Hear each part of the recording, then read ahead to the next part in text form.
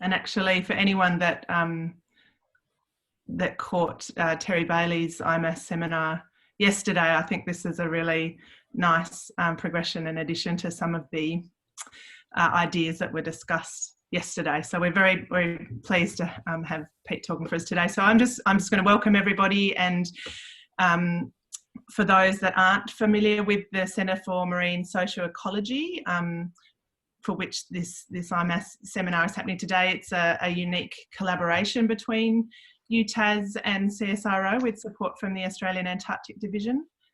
It was established in 2014, and it brings together an extraordinary diversity of disciplinary expertise, considers multiple knowledge systems, and develops active collaborations to address theoretical and applied aspects of marine sociological systems.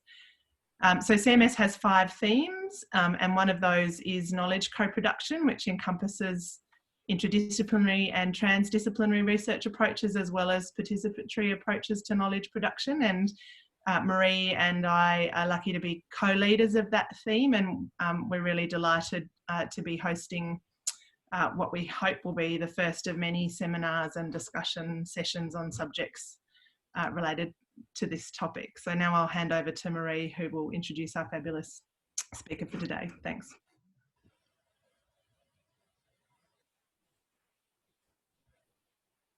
Will she? Or maybe I won't hand over to Marie. Maybe she dropped out. She may have Marcus. We might have to call on you if you're happy to. Okay. Introduce Pete and his book. That would be wonderful. After all that, sorry. Perhaps Valeria's comment, we could actually run a book on who does a better job when Marie comes in. It's a great pleasure to introduce my colleague and friend, Dr. Peat Leith. As you can see on the slide, Pete's currently a Senior Research Fellow at TIA. Pete and I started working together a number of years ago through the NCAF Marine Biodiversity Network that led by Neil Holbrook, our colleague, and then moved on after the NCAF project finished to work on a CSIRO-funded coastal collaboration initiative, coastal collaboration cluster, that brought together about 7 universities looking at barriers to science uptake in coastal zone management. And that was a great deal of fun. I learnt an enormous amount from Pete and the other members of the group that co-leads in the group, Kevin O'Toole and Brian Coffey. Kevin, Associate Professor at Deakin University Warrnambool, and Brian was also at Deakin. Kevin's retired to the beach on the west coast of Victoria, and Brian's at RMIT at the moment. But Pete's background in terms of knowledge co-production has also engaged work in agriculture and climate adaptation, and I think that this is an opportunity for many of us to get some great insights into some of the challenges that come with bridging research and policy, and in a sense that what really we mean by boundary work and boundary activities. So over to you, Pete. Sorry, Marie, if I haven't, I hope I've done you justice, all of you. Thanks, Marcus. So I don't know if Marie's still on the line, but she offered to field some questions or organise questions. So Marcus has already done my prelims for me in acknowledging the project and my collaborators with this book. But I just also wanted to acknowledge that I put this talk together for Manaki Whenua. I was invited last year to give a very similar presentation for their launch of Integration, Implementation and Impact, which is a package of resources that are designed to help researchers to really achieve impact. And they invited me on the back of this book, and I thought it was a useful thing to repeat at home. So I really am grateful for for Jess and Marie inviting me to do this talk today. So really what I'm going to do in the next half an hour is provide a quick précis of this book, and what we argue in the book is a means of better linking or bridging research policy and practice to achieve the sort of goals of sustainability. And I'll talk a bit more about what that means as we go through. So the book cover is just sitting there, by the way, and if you feel like finding out what it's about, there's a forward in the on the website, the CSIRO publishing website by Dan Farrell, which is a PDF well worth a read. And even if you don't buy the book, I recommend you read that. So the overview of what I want to talk about today, I really want to just talk for about 30 minutes and then we'll have Q&A. I'm going to stop a couple of times for some clarification questions. So feel free to type them into the comment section or just raise them when we get to those points. Yeah, as I said, Marie was going to field those questions, but someone else could do that. Maybe I'll delegate that to Marcus if Marie's dropped out.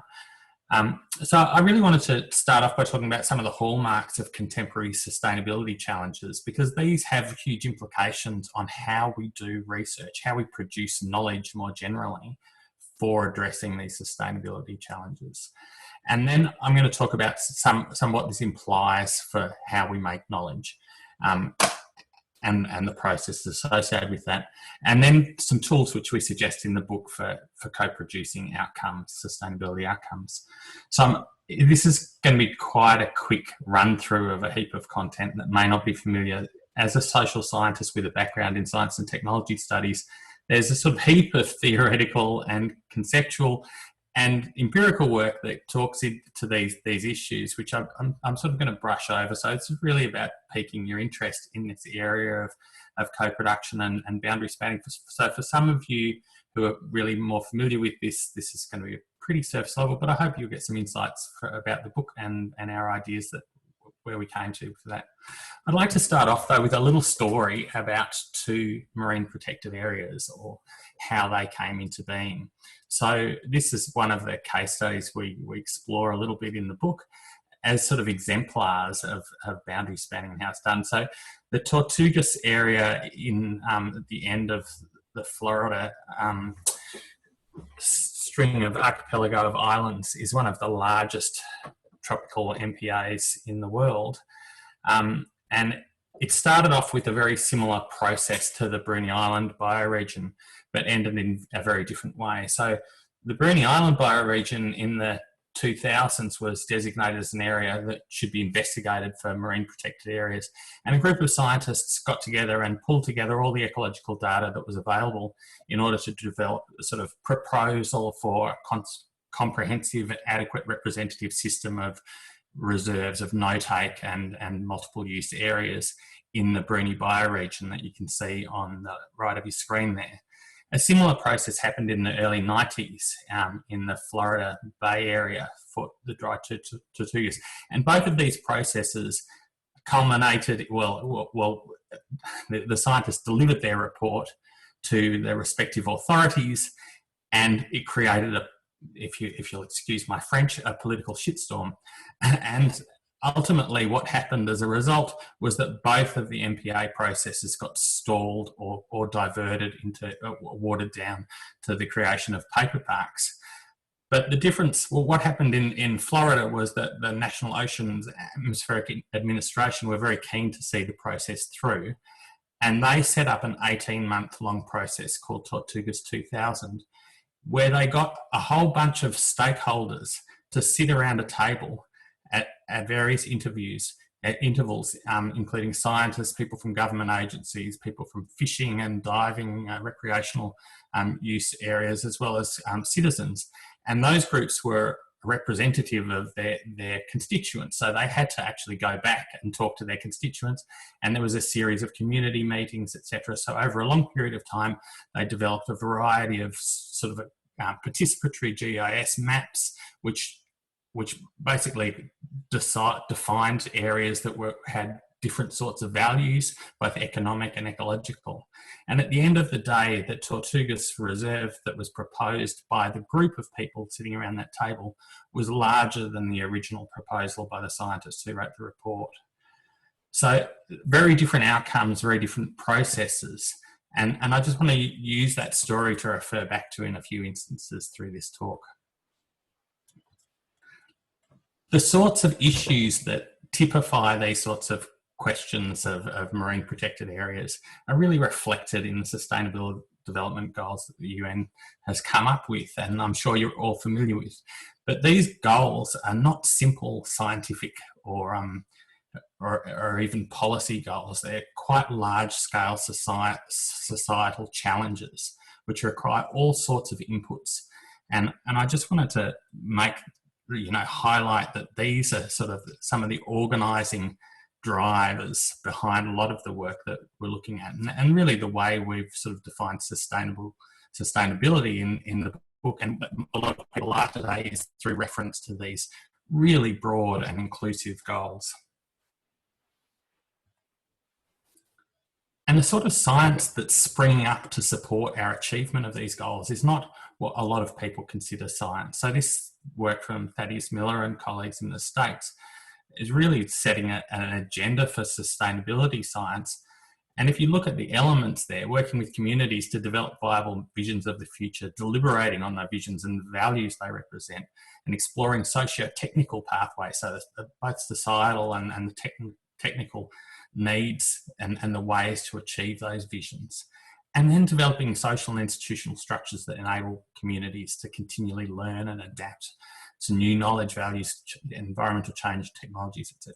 So this is a very different view of the role of science in society, and I guess it's part of the call that we're try to address in our book. So what does a science need when it's trying to do this work of building viable futures and deliberating on values? And I guess this comes from a lot of the work in science and technologies studies that says that we can't separate clearly our values and our knowledge claims. And I'll return to that idea in a moment.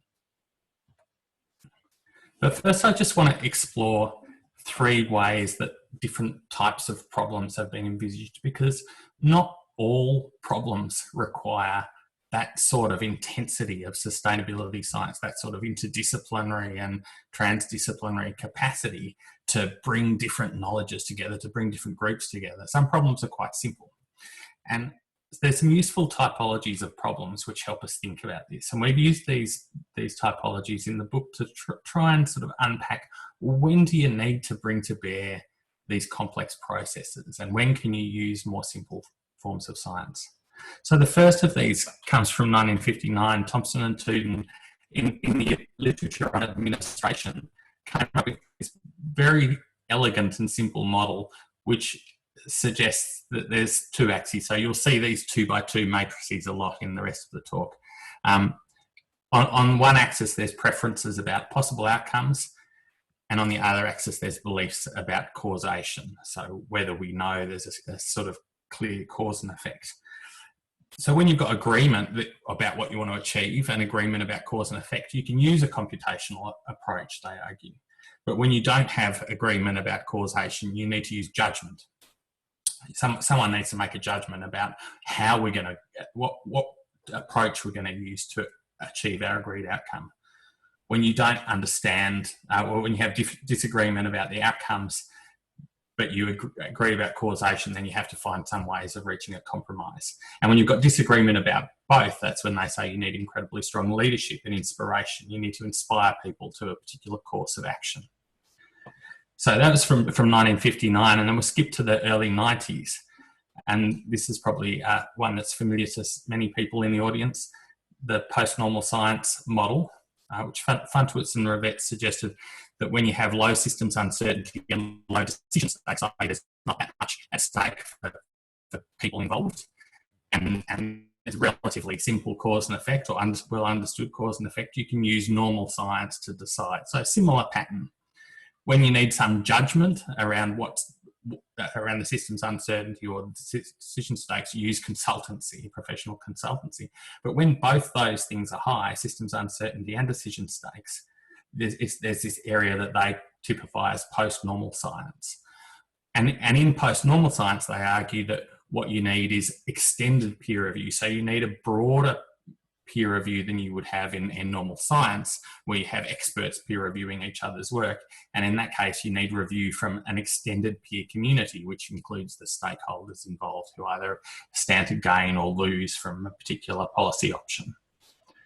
So there's different problems require different sorts of science, according to Funtwitz and Rivets.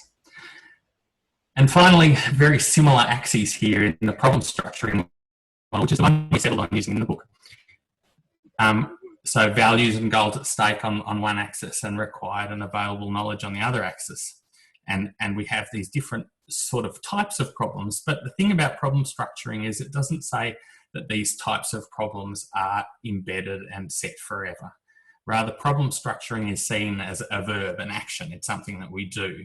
So you saw in the Tortugas case that I described earlier, the problem was structured in a very similar way to the Bruny bioregion to begin with, but through the Tortugas 2000 process, what was quite an unstructured problem, and there was a disagreement about what was at stake in the goals, and there was disagreement about the knowledge claims, or there was less certainty about the knowledge claims, became better structured.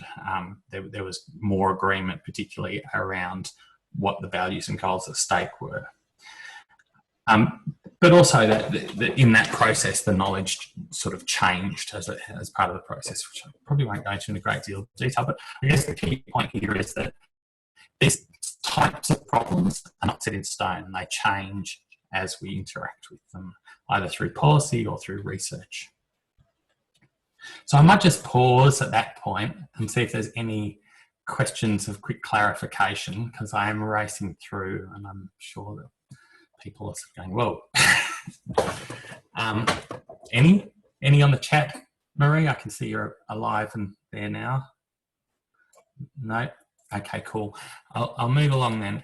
So I guess part of the premise of this sort of thinking is that we don't really know what the problem is. We might be able to see it through our particular lens. And often case for us as researchers, we have a particular disciplinary lens that we look at the problem and we see it in a particular way. But we don't necessarily understand what's at stake around the problem and for whom. We see the tip of the iceberg, but the iceberg itself could be taken as the whole of the problem, and it takes a whole lot more exploration to find that out. So what we suggest in the book is an iterative process of exploring the stakes, what's at stake for whom, which brings up a variety of issues that are associated with the problem. So again, in the case of the marine parks assessment, if you look at things in a simple ecological state, you might make recommendations around creating parks, but that can create a whole raft of politics. But if you do a more thorough and inclusive assessment, then you might come up with a process or a way of creating MPAs, which is legitimate across different groups because it encompasses a broader definition of what the problem at hand is. So that's the sort of argument we make about looking towards these different issues and stakes to try and understand the broader problem from diverse perspectives. One way to do this is to use a process or a tool approach that social scientists often refer to as framing. This work comes from Sean and Rain in 1994, but it's really well exemplified by a particular scholar, Martin Heyer, whose work in the early 2000s sort of explored this question of how problems are exacerbated through different ways of framing. And he actually talked about the rewilding challenge in the Netherlands, which is his home country. So at that time in the Netherlands, there was a huge push to rewild the European landscape. A lot of the native animals and environments, ecosystems and habitats had been eliminated by agriculture hundreds of years often beforehand, and the government, with the backing of a lot of environmental interests, were concerned to try and put back some of these wild places into the landscape. And this policy position was reasonably well supported by the population until some farmers did a remarkable political act, which was that they put up literally a frame in a field. There was a whole bunch of other things that were going on associated with this activism, but what they did in putting a frame in the field was that they claimed the aesthetic and the moral high ground that agriculture is a use of land, and that has a beauty to it which wildness does not have. It's a peopled landscape, and it drew on these traditions. So I'm bringing up these traditions from the artistic traditions of that part of the world that really celebrate that inhabiting of the land by people and through agriculture. So by putting a frame in the field, they shifted the policy discussion and the political discussion substantially, and ended up having quite a substantial impact on the progress of that policy option. So this idea of framing is one that's, like here, I've used in a literal sense, but it's about what you put in the centre of the picture and what's left outside the picture, what's included and what's excluded. And we all, in the way we talk about things, will be framing things in different ways. So by listening to different stakeholders very closely, you can see what they hold as important, what's central to them, what's peripheral, what's external. And you can understand through these multiple framings of problems, you start to get the bigger picture of the whole picture, not just what one or two of us frame the thing as being. Of course, there's deeply held values behind frames. We commonly use sort of fairly simplistic value sort of typologies, such as this one, which is total economic value, divided into use and non-use values, which are then subdefined into various other sorts of value. But from that discussion about the values associated with the aesthetics of land, there's a whole variety of deeper cultural and societal values which are held, which are often not very easy to put monetary values on, or to simply, I guess, codify. But yet they can really animate the politics of problems and affect the way that they're seen. So if I return quickly to those, well, so what I've just been talking about in many ways is the values and stakes at hand, a way of accessing those issues and stakes that people hold dear. Something that we're often much more concerned about in the scientific community is uncertainty and risk. And we commonly try to understand things in terms of risk assessments. And this is a pretty common matrix that's associated with that, where you can see the consequence and the likelihood of impact. So a severe impact with a very likely possibility of occurring becomes a high risk situation. So I guess this is the other axis. There's two axes. There's one that's about what we value, what we care about, what we have at stake, and the other one is about how well we understand things. And I guess part of our argument in the book is that we cannot and rarely are able to actually pin down the risk of things, as we've seen with COVID-19. Many events that occur are black swan events. They're things that are highly improbable and unlikely. I mean, people will say a pandemic was always going to come, but what it actually ends up looking like and what it does, more to the point, is very hard, or if not impossible, to predict with any sort of certainty. So these sorts of risk and ignorance or elements are pretty important when thinking about uncertainty and how we manage uncertainty in problems.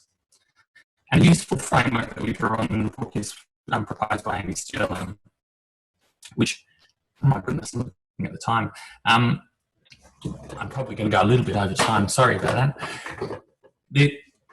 He suggests that, you know, rather than just thinking about knowledge in terms of risk, where there's unproblematic knowledge of likelihoods and unproblematic knowledge of outcomes, as in the top right-hand corner there, that we need to think about it in terms of ambiguity, uncertainty, and ignorance as well. So where we have problematic knowledge of outcomes and we don't know the likelihoods of those outcomes, we're in a situation of ignorance, and we must admit that we're in that situation a lot of the time. So they offer a variety of methodologies associated with each of those approaches, which I won't go into now because I just want to quickly talk about what this implies for how we do research. I guess fundamentally it means that these models of research where science is on top or politics is on top rarely happen. We're constantly negotiating the boundaries of uncertainty and the boundaries of what we care about between scientists and those who might want to use or be interested in our research. In other words, we're constantly in an interactive model of co-production where research providers and research users need to interact in order to frame up and develop research questions which are going to be more or less useful, we think. So in that situation, these models that research providers directly to users, the push model or the pull model, really don't hold up in most of the complex sustainability problems that we're dealing with. So what do we do about that? Our argument in the book is that we do boundary work, which is how we negotiate this salience, credibility and legitimacy of knowledge. So Cash and others talk about these three elements of the relevance of information, the credibility, or how we go about assessing what credibility means, and the legitimacy, which is inferred by processes of knowledge production, like how trustworthy those processes are. So these three things are seen to interact in different ways, in different contexts. But fundamentally, boundary work is about the processes by which we, first of all, demarcate authority. Who is right, who's wrong, who's moral or immoral, who's legitimate and credible, and how are those things defined? So demarcation is a really important part of what science does, because we set boundaries around what is credible in a domain of biology or ecology through our journals, etc. But that doesn't necessarily mean it's credible in a farming sense, certainly. The second part of boundary work is coordination, which is often neglected. And this is the work which means we can articulate the different forms of knowledge and bring perspectives together to help define how we work together. So who has what roles? And it takes a lot of doing, which is often neglected. So in the rest of the talk, I just want to quickly touch on what we suggest are sort of four levels of focus. There's 5 in the book, but we suggest when you're developing projects or programs to really think through these 4 levels of what we're calling the sort of social and institutional infrastructure that allows projects and programs to manage these boundaries. So the actors, who's involved, the objects, the tools, resources and maps, the relationships, how people are connected, and the networks, which we refer to here as the existing networks of organisations and people that govern the problem. So within any setting, there is an existing governance network, and each project may have an influence on that or may not.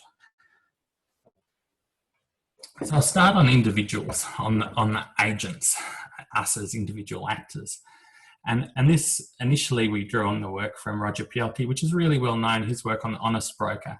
And basically he says that the first question you've got to ask is the decision characterised by both values, consensus and low uncertainty? So the same parameters, right, as we've been talking about in the types of problems.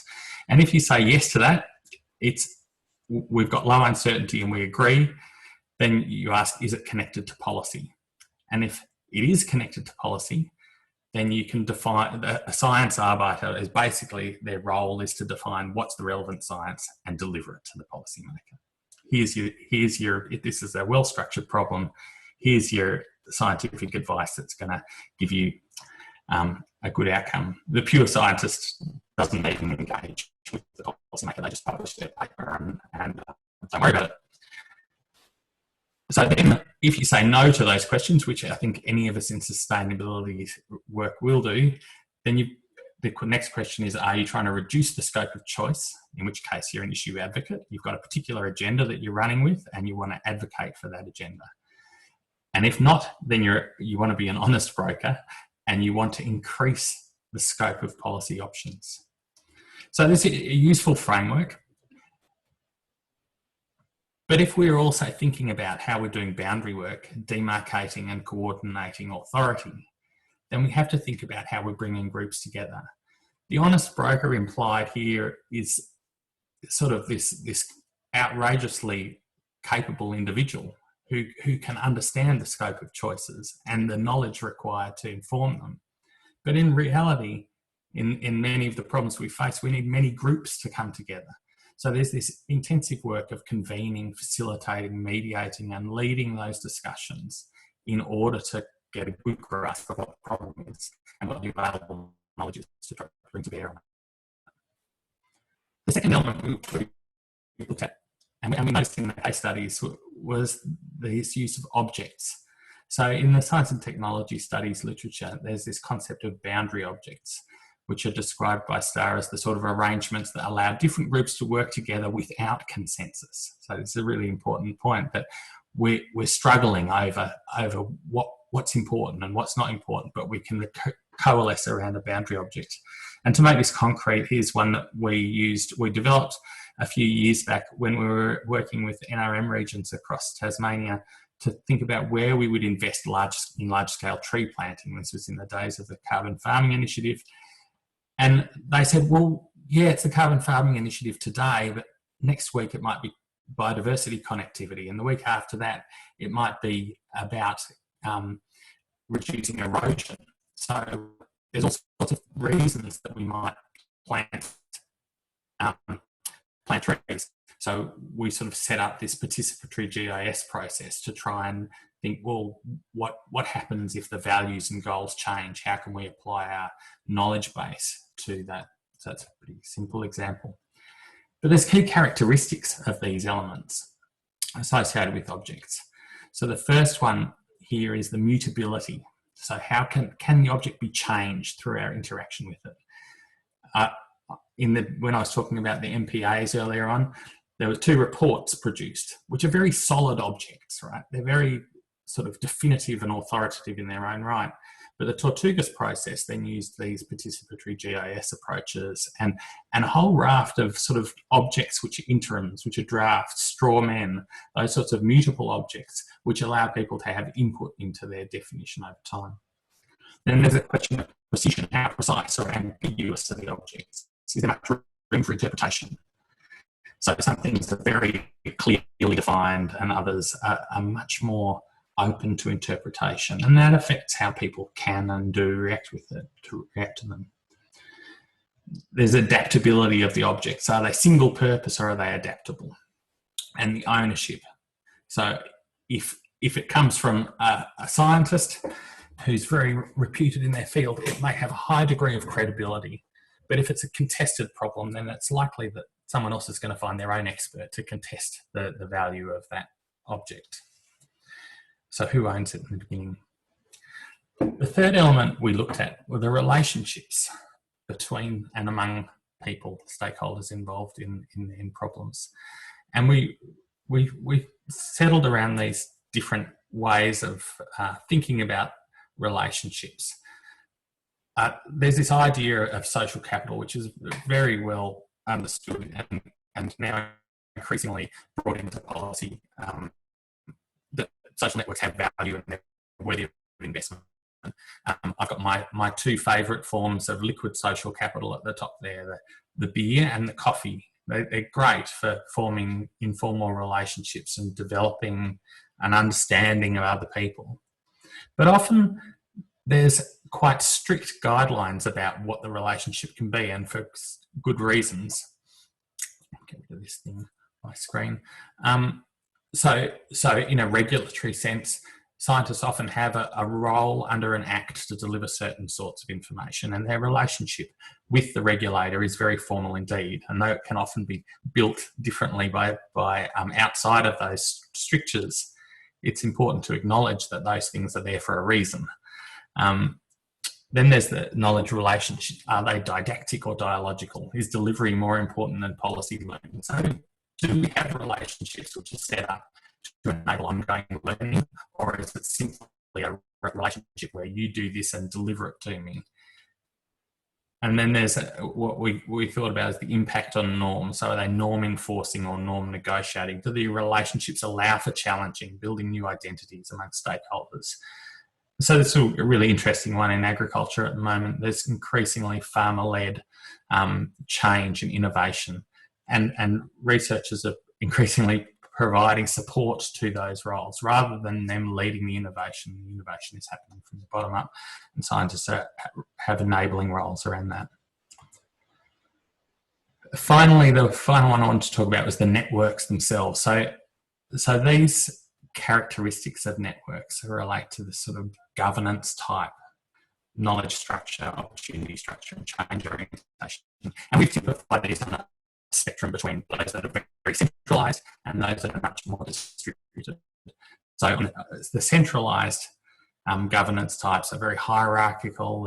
There's authority in defined positions, and in distributed systems, there's much more mutual relationship between members and trust developed over time. There's often a mixture of these, right? There's the formal and then the informal. Then there's the knowledge structure associated with those networks. Is it uniform? Is there acceptance of one form of knowledge? So I work in agriculture as a social scientist. It's a very strongly biophysical, positivist culture by and large, but there's a degree of flexibility and acceptance of diverse forms of knowledge as well. So it's not one or the other, it's a continuum along that way. And I hope it's moving that way. Anyway, opportunity structure, are they exclusive or are they inclusive, open to other stakeholders? And the change orientation, are they about fitting and conforming, or are they about stretching and transforming? This is a really interesting one. And you often know this when you're in a network, how much change is possible. Pretty quickly you can see the sort of power structures that limit or enable change orientation within a business or within a government agency or within an organisation. So these elements are really important to think about in terms of how we design our projects. If we're hoping our project or program is going to create change within a very centralised knowledge network, then we have to be very specific about the way we run that change and the timeframes that we think about them. And set up projects in a very different way to much more distributed systems. So that's a sort of snapshot of how you might pay attention to that. There's much more in the book, obviously.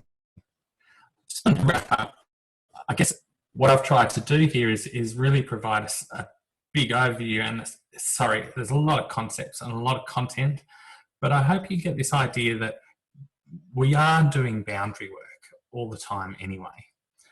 And it's these ideas are really about paying more attention to that boundary work in order to create sustainability outcomes, and in order to integrate better our research with the decision-making context in which we hope it will be used. And there's often this shying away from values and those sort of human attributes that are much more associated with politics among scientists, among my scientist colleagues. It's like, well, we just do science.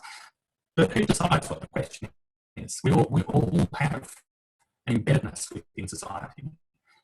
And I guess what we're advocating through the book is that we really need to reflexively and closely look at the values and goals in a broader context to try and get a big picture view of what the problem is, so we know our place within it. We know what we can do within it. And I guess that our offering there is really just around thinking about this at these four levels that I've just discussed around actors, objects or products, and the relationships and networks. So I might just leave it there and open to questions. I've got a couple of, I've got references at the end of this, which I might just put up. I had it as a process as well. Thanks, Pete. We've got a question from Rowan. He wants to know if it's informal social capital across a clock yet. You don't sound right, Marie. Rowan has asked, oh, is that better? Yeah, I've got a really unstable connection. Rowan would like to know, is it informal social capital o'clock yet? Sorry, can you repeat? Informal social capital or? Is it, no, it's a joke, Pete. Is it time for informal social capital beer or coffee yet? Yeah, definitely for me. You guys have just been eating your lunch and chilling. All right, so I'll open it up. I'm looking at the chat as well, but if my internet is too unstable, I'll hand it to Jess. Okay, I might undo my sharing of screen so I can see people. Okay, has anyone got any questions there?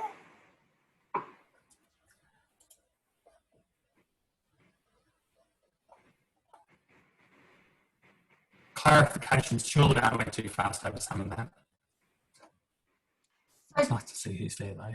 Jess has asked, Pete, Jess has asked, could you please comment on the challenges of the online-only environment for building networks and some of the recommendations you've made there?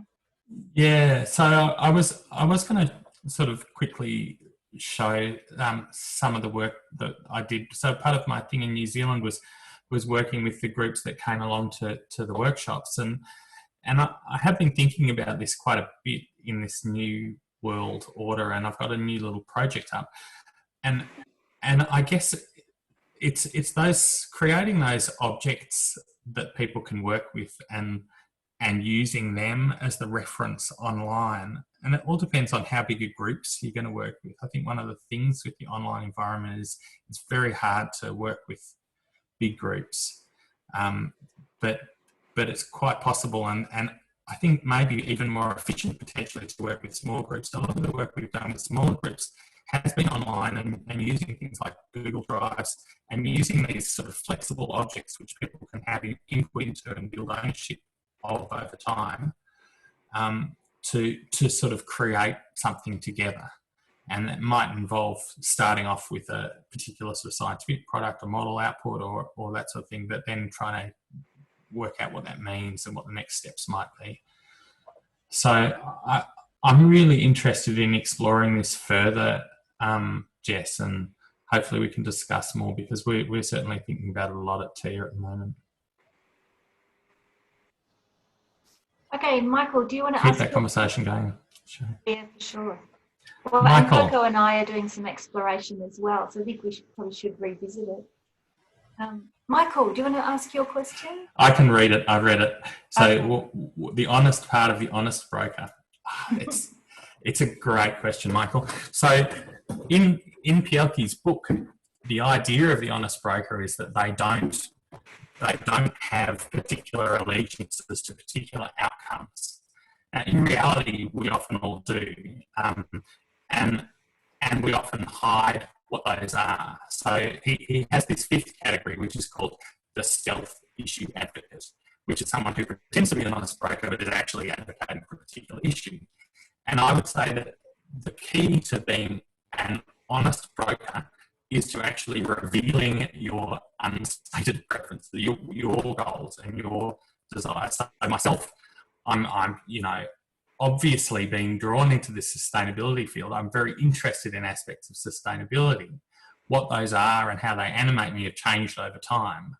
But being, I think, open about that sort of stuff helps people know where you're coming from and your biases, and that enables them to understand the credibility of your claims on the basis of how you manage your subjectivity, rather than pretending to be objective and unbiased, that you actually manage through reflexively awareness your subjectivity.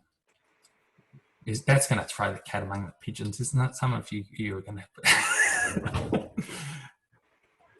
I don't know. Okay. Any cats out there want to take that up? Pete, I'm just letting you know that your internet connection is kind of breaking up at different times. Oh, is it?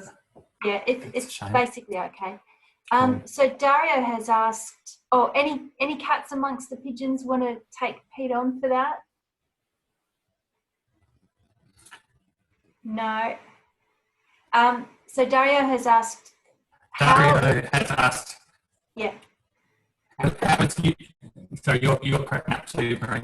How is UTAS ensuring that the concept of social capital is understood, internalised, and practised by those in charge of our research team students? I'm not sure I can answer that one, but so yeah, I don't think it's discussed enough personally and brought up enough into the sort of policy agendas within the organisation. So I suppose my answer would be it's up to us to make sure it's brought up in appropriate ways and contexts. Oh, good on you, men has ordered the book. I'll put the, Marcus, can you put the link to the book up on the chat so we can read? Okay, I'll do that, yeah. Anyone else? A lot of faces and not faces.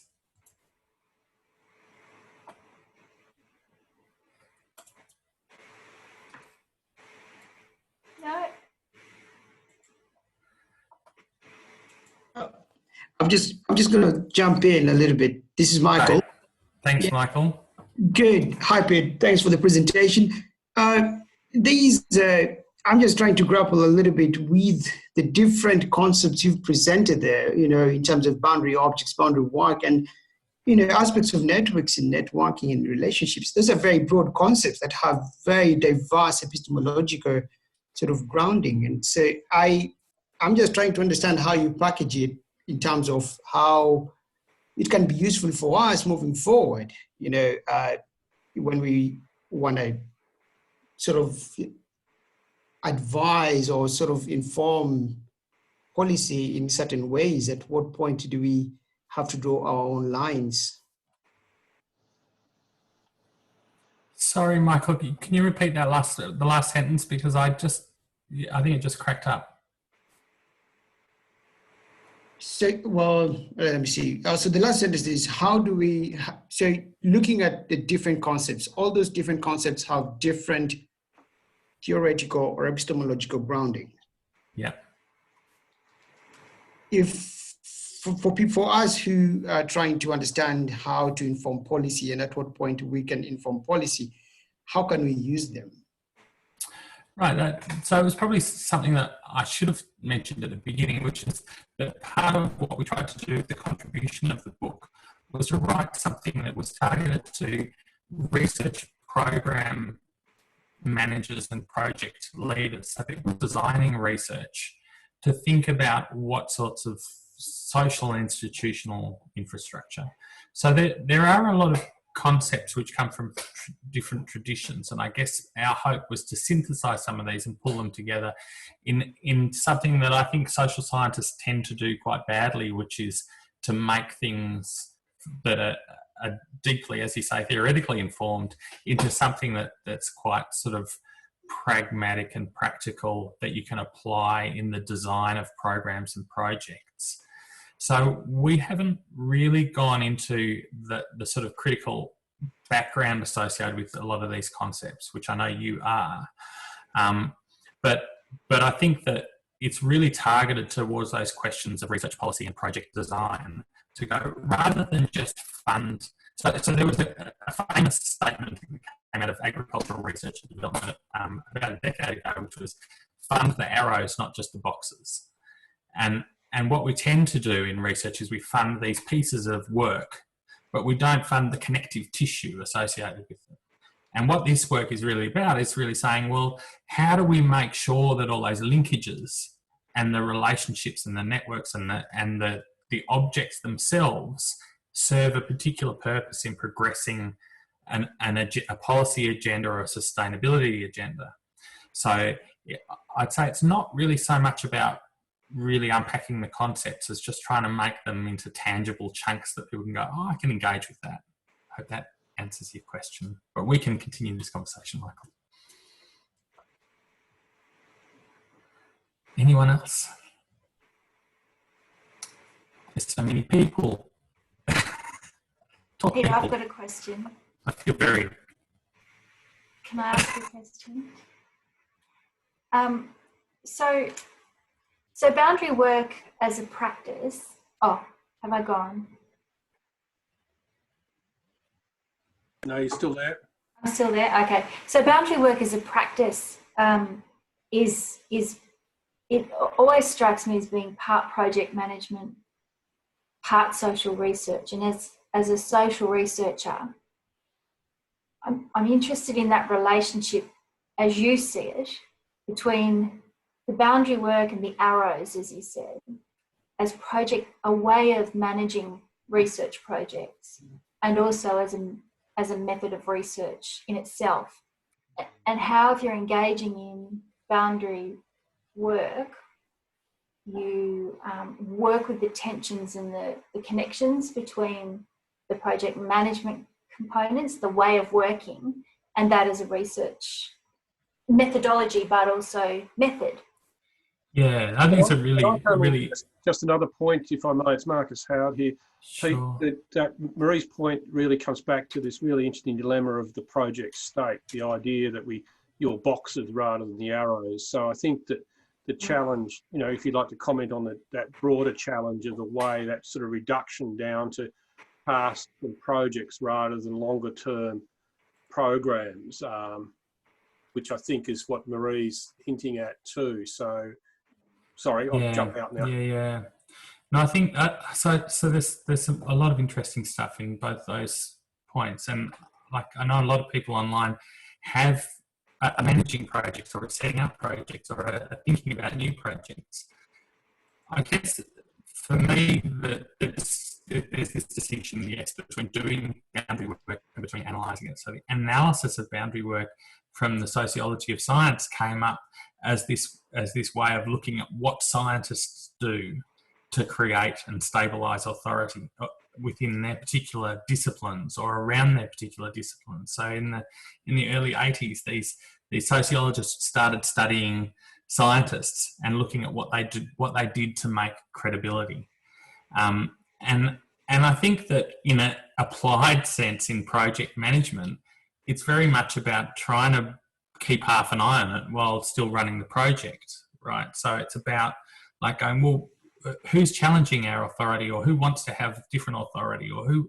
So being aware of these ideas that credibility is not your God-given right because you've got a PhD in climate modelling or whatever. That people are seeing it in all sorts of different ways, and to have an eye on that. But the deeper analysis of it is a specialist sort of task, right? And I guess that's for me part of the why we need social science in our projects, not so much to help us overcome the barriers to adoption or to smooth the way for science, but to allow us to really see what's going on and to learn from those processes. So the deeper analysis allows a deeper sort of learning about what's going on, I think, so I'm going to sort of pivot off that to the project state. The idea of the project state is that the state, the nation state, breaks up the task of sustainability into lots and lots of tiny discrete projects which are disconnected, and thereby potentially leads to a very slow advance towards sustainability because we have lots and lots of bits of discrete information which are poorly connected. So my thesis would be that by doing more of this connectivity work and the associated learning with it, that we would have a more cohesive knowledge ecosystem that would then enable us to move more collectively because we have knowledge which has a broader legitimacy and credibility than is defined by our disciplinary boundaries. Does that make sense? It does to Jess me. is nodding. I can't see anyone else nodding. It does to me, but I still Okay. think there's a tension there around research process and research methods. There is, yeah. I mean, and it's important to reflect on that, I guess, in your design and in your implementations, what you're saying. Yeah, it's tricky for sure. We have 4 more minutes. Are there any final questions before we thank Pete? or comments or disputes? Marie, this is Ro Alden. I have a pondering for Pete. I'm doing a PhD project which is an interdisciplinary one from a biological sciences school mainly, but I think I've just learnt that I've been doing boundary work. So, but I think my question, my question for Pete, I suppose, is perhaps advice for a PhD student coming at problems from a sort of biological sciences perspective and dipping the toe into the social sciences, and how to kind of incorporate this kind of thinking into a PhD that's perhaps predominantly biological sciences but has a very interdisciplinary look. I don't know if that makes sense, but yes, it totally does. I mean, I think there's more and more of it happening, Rowan, and I hope that you can find other people in your community who are on the same journey. But I would say, firstly, be gentle with yourself. Like, it's a lifelong practice. I still feel like I'm a beginner, right? And I think that's part of the whole thing. But also, consider talking to your supervisors about getting some training in those particular things that you are interested in around social sciences, and try and read stuff that's broadly in that domain that's I think particularly in the sustainability sciences space, there's some really interesting stuff which will just and it's quite reasonably accessible, I think, which can sort of help you think about your role and what you're doing and how you're doing it in sort of more practical ways, but also in ways that can lead you to bits of theory if you want to go down that line. I would encourage you to go and keep going. thank you.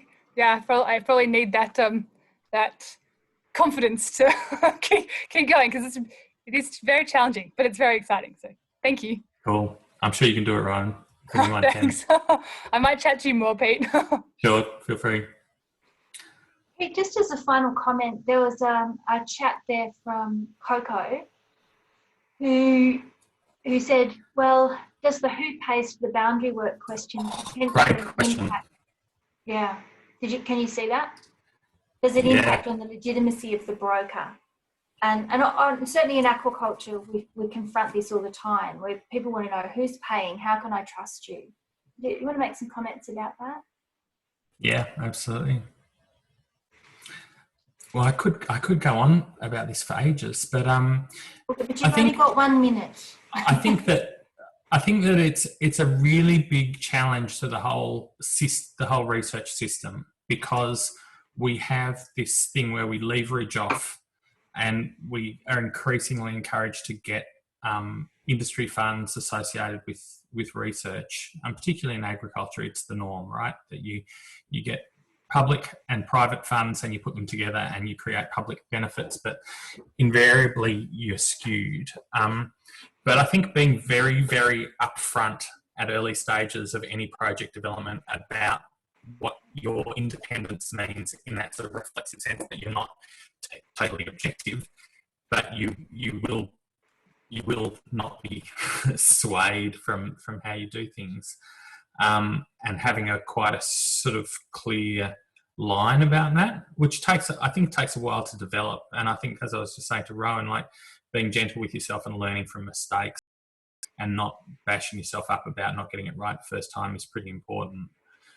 And particularly, I mean, you'd have more to say about this working with powerful interests than I would, Marie. I mean, what's your thoughts? Or don't you want to say that? Well, no, I'm happy to say it, but we're up at 2:00, and it's probably, I think it is an interesting discussion, and it would be great to continue it. But we are at 2:00, and we probably should wind it up there. And just to finish, I was going to mention this. You mentioned a winter intensive. That's been canned as part of the great rationalisation of teaching and learning. Yeah. Don't look for it. Okay, so there was quite a bit of interest in the graduate certificate there on something similar, and Jess pointed out that the Centre for Marine Socioecology did run a summer school for graduates where some of these issues were, well, a lot of them in the context of interdisciplinary research were front and centre.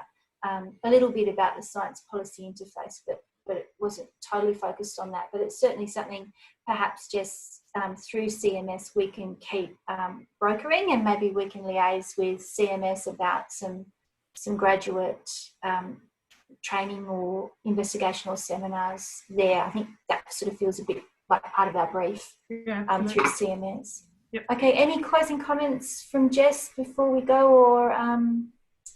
or Christine, anything you need to do to finish us up? I'd just like to thank Pete very much for a fantastic and really engaging and interesting seminar, and thank you to everybody. We had a really good attendance. That was really wonderful to have so many people join us online, so thanks. And thanks Marie and Marcus for stepping in and helping me. Thank the internet gods for, you know. Thank you all. Wonderful. Thanks everyone. Thanks. See you. Bye. Bye. Bye everyone.